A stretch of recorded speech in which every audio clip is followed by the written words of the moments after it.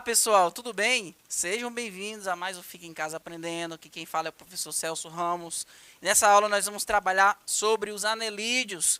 Nós já estamos aqui estudando os animais invertebrados, já estudamos as esponjas, né, que são os poríferos, já estudamos os quinidários, plateumintos, nematódeos, moluscos. Agora nós vamos para esses indivíduos chamados anelídeos. E aí nós vamos falar sobre as características dos anelídeos e a classificação. Então preste bastante atenção. Então, características gerais. Os anelídeos são animais compridos, né? Cilíndrico, com o corpo apresentando anéis. Essa característica aqui, corpo apresentando anéis, ela é importantíssima você entender. Inclusive, é essa característica que dá nome ao filo. Anelídeo, portador de anéis. O corpo é formado por vários anéis. Essa característica, o fato do corpo ser formado por anéis, a gente chama de metameria. Metameria, ou seja, segmentação. O corpo tem segmentos que se repetem. Esses segmentos são esses anéis, tá certo? Daí o nome do filo, anelídeo, ou anelida, que anelo significa anel. Exemplo de anelídeo, pessoal. Olha aqui, ó, conhecido por vocês. Quem nunca brincou com a minhoca quando criança? Outro exemplo, esse aqui é menos conhecido, né? Somente as pessoas que moram em regiões que tem rios sabem que sobre a existência desses animais, vê ele com mais frequência, né? São as sanguessugas, né? São parentes das minhocas. Bem, esses animais, olha só, esses animais, eles, deixa eu mostrar para vocês, eles apresentam uma estrutura chamada de clitelo. Clitelo, a gente percebe principalmente nas minhocas. O clitelo é uma região da minhoca que ela é mais alargada, tá? A presença de clitelo define uma das classes de anelídeos, que reúne as minhocas e as sanguessugas, tá? Minhocas e sanguessugas formam essa classe aqui, ó, de anelídeo, classe clitelata. Clitelata, porque eles apresentam o quê? O clitelo. Esse aqui é um critério de classificação taxonômico, ok? Esta classe ela é subdividida em dois grupos. A classe clitelata tem duas subdivisões. A primeira, oligoquetos, e o segundo, hirudíneos. Hirudíneos, tá? Nós vamos entender por que eles têm esses nomes, oligoqueto e hirudino. Só para mostrar para vocês, quem é oligoqueto? A minhoca, tá? Hirudino, a sanguessuga, tá certo? Mas eu vou adiantar para vocês, por que tem esse nome? Oligo significa alguns. Alguns o quê? Algumas cerdas. Esses animais eles podem apresentar estruturas parecidas com pelos, que a gente chama de cerda. No caso da minhoca, ela tem poucas cerdas. Então a gente chama que é oligo, pouca. Tá? Se você olhar para uma minhoca utilizando um aparelho, um microscópio, por exemplo, uma lupa com maior detalhe, você vai perceber que na superfície do animal pode existir essas pequenas regiões mais afiladas, que a gente chama de cerda, ok? Bem, com o auxílio, eu já falei para vocês, né? Com o auxílio da lupa, nós podemos perceber essas cerdas aqui. A maioria das espécies de oligoquetos vive no solo, mas existem representantes na água doce e no mar, tá? Vou dar alguns exemplos de animais anelídeos que vivem no mar, tá? O grupo dos hirudíneos, ele é constituído por anelídeos clitelados sem cerdas no corpo. Então, hirudíneo também é chamado de aqueta. A-Q-U-E-T-A. Aqueta. Esse A significa de negação. A ausência de cerdas. Não tem cerda. Então, é aqueta. Enquanto que no caso das minhocas, as minhocas são oligoqueta, algumas cerdas. Os hirudíneos são aqueta, sem cerda, tá? A ausência de cerdas. Então, são animais conhecidos por sanguessugas. O nome que deriva do fato de que muitas espécies sugam sangue dos animais em cujo corpo se fixam, eles se fixam como ectoparasitas. A ectoparasita é um parasita que se alimenta de outro animal por fora do corpo dele. Existem endoparasita, que é quando, por exemplo, o animal se alimenta do outro dentro do corpo dele. Vou dar o exemplo de alguns nematódeos, como a lombriga, por exemplo. E no caso aqui das sanguessugas, não. Ela suga o sangue do seu hospedeiro por fora do corpo. Ok? Então é um ectoparasita. Nem todas as espécies de hirudíneos, no entanto, são sugadoras de sangue. Tá? A outra classe de anelídeos agrupa os poliquetos. Essa palavra poli, essa radical aqui, ó, poli, quer dizer vários. Várias cerdas, muitas cerdas. Animais de muitas cerdas na superfície do corpo. São, em sua maioria, marinhos e apresentam grande variedade de espécies. Algumas errantes e outras presas ao substrato. São indivíduos sedentários, no caso desses que ficam presos ao substrato. Ficam parados, imóveis. Entre elas, algumas espécies podem ser coloniais, ou seja, vários indivíduos da mesma espécie que ficam grudados um no outro, apresentando uma relação de dependência anatômica. Vou dar um exemplo aqui, ó, de um poliqueto sedentário. Esse animal aqui, ele constrói um tubo, né, uma galeria em torno do seu corpo, ele fica no fundo do mar, tá certo? Aí ele constrói um tubo rígido ao redor do corpo e vive fixo ao substrato. A região anterior dele aqui, pessoal, vai apresentar vários tentáculos, que vai servir para promover a respiração, tá?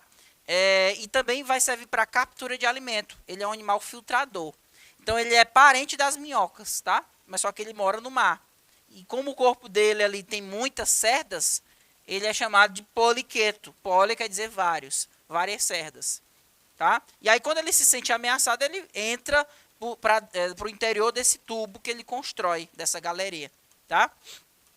Outro exemplo de poliqueto é esse animal aqui, ó. Esse aqui não, ele se movimenta, ele não é um animal sedentário, não é céssio. Ele fica perambulando no mar também, tá? Bem, algumas características a mais a respeito dos animais anelídeos, né? Eles apresentam um sistema digestório completo, ou seja, ele tem um tubo aqui, ó, completo, formado pela boca, né? Ela vai ter o esôfago, o papo, a moela, e aí o intestino e, por último, o ânus. Bem, é um sistema digestório bem simples, mas é um tubo completo. Começa com a boca e termina com o ânus. Diferente de algumas espécies de animais, como eu já mencionei nos filos anteriores, onde alguns deles apresentavam um sistema digestório incompleto. Ou seja, a boca desses outros animais que eu mencionei, o indivíduo se alimentava por meio dela, mas também ele defecava pelo mesmo orifício, né? No caso a boca. Aqui não, eu tenho um sistema digestório realmente completo, tá? Ele vai passar pelo papo, pela moela, né, que vai servir para esmagar o alimento, e aí quando chega no intestino vai servir para promover a absorção dos nutrientes, e aí ele vai ser eliminado pelo ânus. E lá no intestino nós ainda vamos encontrar uma região meio que cheia de dobras, né? Essa região é chamada de tiflossole. Ela serve para aumentar a superfície de contato com o alimento, para que o alimento passe mais tempo sendo absorvido pelo intestino, absorvido os nutrientes, tá? O sistema circulatório dos anelídeos ele é fechado. Vamos lembrar que lá nos moluscos, né, algumas espécies tinham um sistema circulatório aberto e tinha outros moluscos que tinham um sistema circulatório fechado. Quando o sistema circulatório é aberto, quer dizer que vai ter um determinado momento que o sangue ele sai de dentro do vaso sanguíneo e vai circular numa cavidade entre os tecidos. Aqui não, o sangue ele circula somente no interior do vaso sanguíneo. Então você vai ter o coração, que vai estar bombeando esse sangue até regiões do vaso sanguíneo que são mais finas, né, que a gente chama de capilares. E esse sangue rico em oxigênio, por exemplo, vai levar o oxigênio, vai levar nutrientes até esses tecidos na região dos capilares, e aí lá ele vai retornar até o coração, ok? Então, tudo vai acontecer no interior de vaso sanguíneo. O sangue ele não sai de dentro desses vasos, por isso ele é um sistema circulatório fechado, tá? Bem, a respiração nos anelídeos ela vai ser uma respiração cutânea. Isso significa que os gases respiratórios, o oxigênio e o gás carbônico, eles se difundem por meio da pele do animal, tá? Ou seja, a respiração vai acontecer diretamente por meio da pele. Então, a respiração cutânea. Inclusive, a pele, por exemplo, de uma minhoca, ela é repleta de vasos sanguíneos de pequeno calibre. E ali vai acontecer a difusão, né, dos gases respiratórios. Ele vai jogar para o ambiente externo o gás carbônico e vai absorver o oxigênio, semelhante ao que acontece com nossos pulmões quando nós respiramos, só que eles é por meio da pele. Inclusive existe até um experimento, né, que o indivíduo se jogar sal, por exemplo, numa minhoca dessa, ela vai morrer por asfixia, tá? Porque o sal ele tira, por exemplo, a umidade e ao perder essa umidade, o animal ele vai ter dificuldade de absorver esses gases, esse oxigênio, gás respiratório. Tá? São animais celomados. O que quer dizer animal que é celomado? Assim como os moluscos, os anelídeos são celomados. Como eu já falei para vocês, de molusco até os animais cordados, na escala zoológica, eles são todos animais celomados. E entenda o que é o celoma, um celoma verdadeiro. Veja, aqui é um corte, né, transversal de uma minhoca. E nós vamos perceber que no interior dela tem uma cavidade. Essa cavidade aqui é chamada de celoma, tá? E esse celoma, veja que a parede interna do celoma, ela está toda revestida por essa camadazinha que está em rosa, com a corzinha rosa. Essa parede aí, lá quando a minhoca ainda era um embrião, ela era formada exclusivamente por um dos folhetos embrionários que a gente chama de mesoderme. A mesoderme forma toda a parede interna do celoma. Esse celoma, que é uma cavidade, no interior dele vai ter um líquido, o líquido celomático. Vai servir para dar, por exemplo, servir como um esqueleto hidrostático da minhoca. Tá?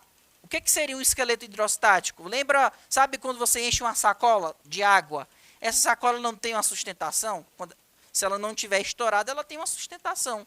Porque a água que está no interior da sacola, ela serve como um esqueleto hidrostático. É o que acontece com a minhoca. No interior dessa cavidade aqui, tem um líquido celomático, que vai dar sustentação para o corpo da minhoca.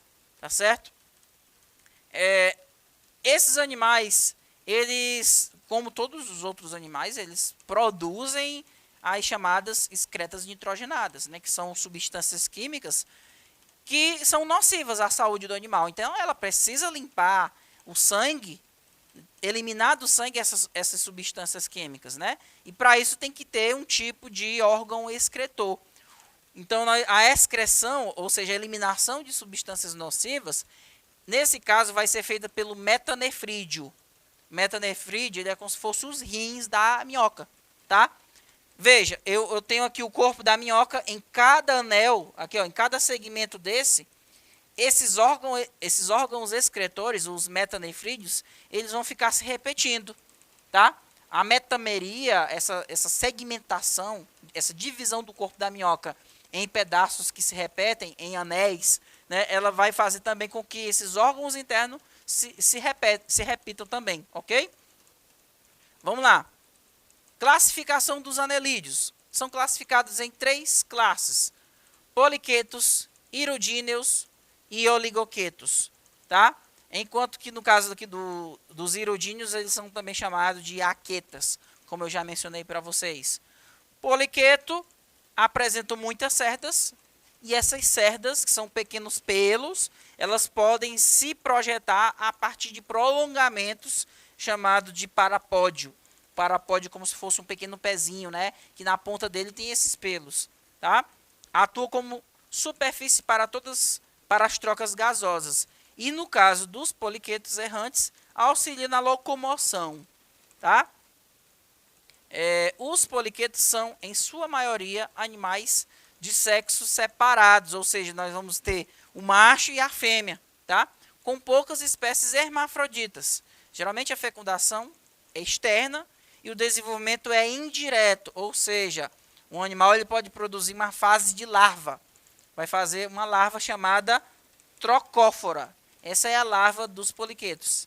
Esse tipo de larva também ocorre nos moluscos. Isso é considerado como uma evidência para um parentesco evolutivo entre anelídeos e moluscos. O fato de tanto o molusco quanto os poliquetos produzirem esse tipo de larva aqui, a trocófora. Essa trocófora, essa larva, tem a mesma aparência tanto nos poliquetos quanto nos moluscos. Tá? Irudíneos. Irudíneos também são chamados de aqueta. Por quê? Aqueta, a de negação, não tem cerdas, não tem esses pelinhos. Anelídeos desprovidos de cerdas. São hermafroditas e com desenvolvimento direto. Ou seja, eles não produzem uma fase de larva. Tá? Os filhotinhos já nascem semelhantes ao adulto. Nessa espécie aqui de aqueta, né? Nessa espécie de sanguessuga, Irudo medicinalis, era muito usado antigamente na medicina com a finalidade de sugar sangue de pacientes e assim reduzir a pressão sanguínea. Essa prática ainda é adotada com outra finalidade médica. Sanguessugas podem ser usadas em alguns casos para reduzir o inchaço em locais próximos às cicatrizes. Inclusive os irudíneos eles produzem essa substância que é anticoagulante, chamada irudina, tá? Por isso que o sangue ele não vai coagular, ele não vai parar o processo de circulação no local do ferimento, tá? Porque ela produz essa substância. E ele se locomove por meio do movimento de medipalmos, tá? Como vocês podem ver na figura. Ele tem uma região aqui posterior com uma ventosa, tá? Que se gruda na superfície, e a região posterior tem uma outra ventosa. Então ele fixa uma ventosa no lugar e a outra ventosa ele vai deslocando, né? Próxima classe é a classe dos oligoquetos, que é a mais conhecida por vocês. Minhocas, tá? E esse termo oligo significa poucas cerdas, tá? Elas apresentam um sistema digestório formado por boca, faringe, papo, moela, intestino e ânus, com o objetivo primordial de absorver o máximo de nutrientes possível desse alimento, tá?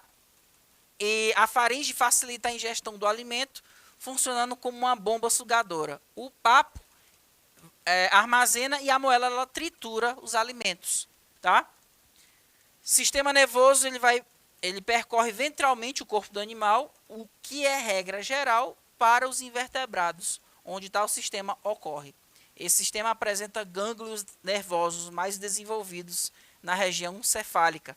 Fala-se em sistema nervoso ganglionar, ou seja, ela vai apresentar vários gânglios em cada um desses segmentos do corpo da minhoca. Ok? O sistema reprodutor da minhoca, como é que ele é constituído?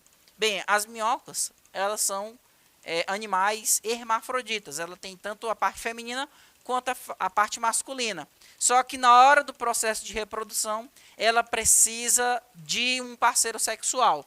Então, nós vamos encontrar aqui, pessoal, o ovário que vai produzir a gônada que vai produzir a célula reprodutiva feminina. Ela vai conter aqui o poro masculino, onde vai se desembocar os espermatozoides que foram produzidos aqui no testículo, tá?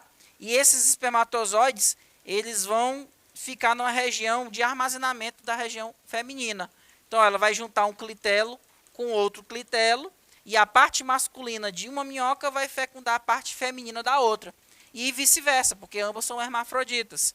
Depois que ocorre a fecundação, ela vai gerar um casulo repleto de ovos fecundados. Esse casulo vai ser eliminado e aí, posteriormente, ele vai dar origem a várias minhocas jovens, tá?